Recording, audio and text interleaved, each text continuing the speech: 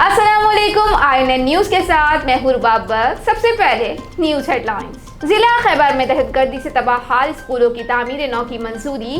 खैबर पख्तूनख्वा हुकूमत ने जिला खैबर में दहशतगर्दी के दौरान तबाह होने वाले 58 स्कूलों की तामीर नौ की मंजूरी दे दी।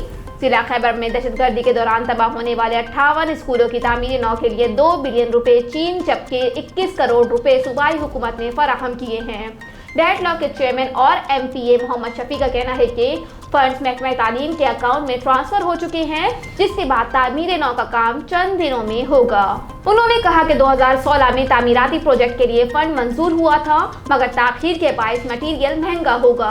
अब ठेकेदारों और हुकूमत के दरमियान मुज़ाकरात खत्मी मराहिल में हैं। ख्याल रहे कि तालीम दुश्मन अनासिर के हाथों जिला खैबर में स्कूलों की तबाही से हजारों बच्चे 13 साल तक मुसलसल तालीम के हुसूल से महरूम रहे, जिसके बाद 2016 में कामयाब ऑपरेशन के बायस अमन कायम हुआ।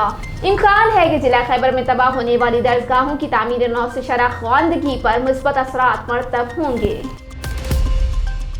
काफ लीग और एमक्यूएम रहनुमाओं की आज दोबारा बैठक होगी। मुस्लिम लीग काफ और एमक्यूएम पाकिस्तान के रहनुमाओं के दरमियान आज शाम 7 बजे मुलाकात होगी। सराय के मुताबिक मुस्लिम लीग काफ और एमक्यूएम के रहनुमाओं की मुलाकात तय हो गई है। दोनों जमातों के रहनुमाओं के दरमियान मुलाकात आज शाम 7 बजे चौधरी शुजात की क़यामगाह पर होगी।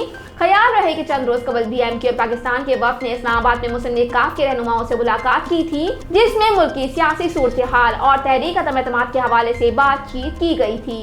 गुज़िश्ता रोज मुस्लिम लीग काफ की पार्लिमानी पार्टी के इजलास के दौरान भी तहरीक अदम एतमाद के मामले पर इत्तेहादी जमातों के साथ चलने का फैसला किया गया था। अल्हम्दुलिल्लाह बेटी की सेहत बेहतर हो रही है, पैगामात भेजने वालों का शुक्रिया। कौमी क्रिकेटर रोमान रईस का 2 साल की बेटी रोहा की सेहत से मुतालिक बयान सामने आ गया। रोमान रईस ने ट्विटर पर बयान जारी करते हुए बताया कि अल्हम्दुलिल्लाह रोहा की सेहत बेहतर हो रही है। आप सबकी दुआओं से इंशाअल्लाह वो जल्द मुकम्मल सेहतयाब हो जाएगी। उन्होंने मजीद कहा कि मैंने अपनी बेटी की खैरियत के लिए पैगामात, खबरें और आर्टिकल्स देखे हैं और मैं इसके लिए आप सबका शुक्रिया अदा नहीं कर सकता। ये वाकया मेरे और मेरे खानदान के लिए बहुत मायने रखता है। वाज़ेह रहे कि कुछ रोज कबल रोमान रईस की बेटी पहली मंजिल से गिरकर जख्मी हो गई थी। क्रिकेटर ने बताया था कि बेटी के सर पर चोट और नाक की हड्डी टूट गई है और वो निजी अस्पताल के इंतहाई निगहदाश्त वार्ड ICU में ज़ेरे इलाज है। पहला सऊदी फैशन वीक करने वाली शहजादी नौरा बिनते फैसल बिन अब्दुल अजीज इंतकाल कर गई। सऊदी शाही फरमान में कहा गया है कि शहजादी नौरा बिनते फैसल बिन अब्दुल अजीज इंतकाल कर गई। अलामी के मुताबिक शहजादी की नमाज जनाजा पीर को बाद नमाज असर दारुल हुकूमत रियाज के इमाम तुर्की बिन अब्दुल्ला जामा मस्जिद में अदा की जाएगी। सऊदी मीडिया रिपोर्ट्स के मुताबिक शहजादी नौरा ने अप्रैल 2018 में पहले सऊदी फैशन वीक का एहतमाम किया था और वो सऊदी अरब में ग्लोबल फैशन हीरोज कंपनी की बानी थी। सऊदी मीडिया का कहना है कि शहजादी नौरा सऊदी अलजियात की एग्जीक्यूटिव चेयरपर्सन भी थी। रोजनामा अलिफ इस्लामाबाद, कराची, हैदराबाद, ठट्टा, सकर से बैक वक्त शाये होने वाला बड़ा अखबार सिंध भर के तमाम न्यूज़पेपर स्टॉल पर दस्तयाब। आप आज ही पढ़े रोजनामा अलिफ। दुल्हन को उल्टे हाथ से खाना खाते देखकर दूल्हे ने शादी से इनकार कर दिया। गुज़िश्ता कुछ दिनों में भारत में बगैर किसी संजीदा वजह के मुख्तलिफ बहाने बनाकर दुल्हन और दूल्हे की जानिब से घर वालों की मर्जी से होने वाली शादी के इनकार की कई वाक़ियात सामने आए हैं। कहीं दुल्हन ने अपने होने वाले शौहर के सर पर बाल न देखकर शादी से इनकार किया, तो कहीं दूल्हे वालों को मुनासिब जहेज न मिलने पर शादी टूट गई। ताहम इस बार कुछ मुनफरिद ही हुआ, जिसमें शादी टूटते टूटते बच गई। भारतीय मीडिया रिपोर्ट्स के मुताबिक रियासत कर्नाटक में शादी की तकरीब जारी थी।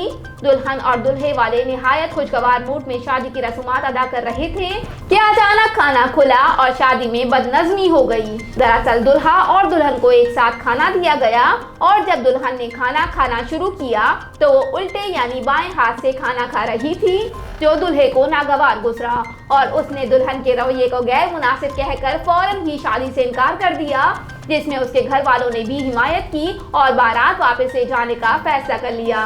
ताहम दुल्हन के वालिद ने संगीन सूरत हाल के सबब पुलिस को बुलवाया, जिसके बाद दुल्हे के वालिदैन बातचीत पर रजामंद हुए। पुलिस के मुताबिक लड़की वालों ने मामले की वजाहत पेश करते हुए कहा कि दरअसल लड़की को सीधे हाथ से खाते हुए कुछ मुश्किलात का सामना करना पड़ता है, जिसकी वजह उसके हाथ पर लगी चोट है। ताहम दुल्हन के घर वालों के इसरार पर दुल्हा और उसके घर वाले शादी करने पर रजामंद हो गए। चीन ने रूस की मदद की तो अंजाम दोनों को भुगतना होगा। अमेरिका ने रूस पर चीन से हथियार और दीगर फौजी इमदाद लेने का इल्जाम आयद किया है। बरतानवी मीडिया के मुताबिक अमेरिका ने रूस पर इल्जाम आयद किया है कि वो यूक्रेन के साथ लड़ाई में चीन से असलहा और दीगर फौजी इमदाद ले रहा है, जबकि अमेरिका ने चीन को इस हवाले से खबरदार भी किया है। मीडिया रिपोर्ट्स के मुताबिक अमेरिकी अहदेदार की जानिब से जारी बयान में कहा गया है कि अगर यूक्रेन पर जारी हमलों में चीन ने रूस की किसी तरह भी मदद की तो दोनों ममालिक को इसके नताइज भुगतना होंगे। बरतानवी मीडिया का कहना है कि अमरीकी मीडिया रिपोर्ट्स में अमरीकी अहदेदार का नाम जाहिर नहीं किया गया है। ताहम अमरीकी मीडिया में इस अहदेदार से मुंसलिक बयान में कहा गया है कि रूस ने यूक्रेन पर हमले के बाद चीन से फौजी इमदाद का मुतालबा किया था। अमेरिका के मुकामी मीडिया का कहना है कि हालिया दिनों में रूस ने चीन से खास फौजी इमदाद का मुतालबा किया, जिनमें ड्रोन्स भी शामिल हैं। ताहम चीन की जानिब अब तक इस पर कोई रद्द-ए-अमल नहीं दिया गया। दूसरी जानिब वाशिंगटन में चीनी सिफारतखाने ने रूसी इमदाद से मुतालिक खबरों पर लाइमी का इजहार किया है। मीडिया रिपोर्ट्स में बताया गया है कि यूक्रेन और रूस के दरमियान कशीदगी के आगाज से ही चीन पुराने इत्तेहादी रूस की हिमायत में नजर आया है। ताहम इसका इजहार अवामी सतह पर नहीं किया गया। विफाकी काबीना का मुसलसल चौथा इजलास मुलतवी। वज़ीर-ए-आज़म इमरान खान की ज़ेर सदारत होने वाले विफाकी काबीना का मुसलसल चौथा इजलास मुलतवी कर दिया गया। ज़राए का बताना है कि विफाकी काबीना का 15 मार्च को होने वाला इजलास मुलतवी कर दिया गया है। ज़राए के मुताबिक इजलास वज़ीर-ए-आज़म इमरान खान और काबीना अरकान की सियासी मसरूफियात के बाइस मुलतवी किया गया। ख्याल रहे कि इससे पहले भी विफाकी काबीना के 3 इजलास मुलतवी हो चुके हैं। शेन वॉर्न का ख्याल था वो 30 साल मजीद जिंदा रहेंगे। दुनिया क्रिकेट के मायानाज लेग स्पिनर शेन वॉर्न से मुतालिक एक इंकशाफ सामने आया है, जिसमें उनके काउंसलर ने बताया कि शेन वॉर्न का ख्याल था कि उनके पास जीने के लिए मजीद 30 साल हैं।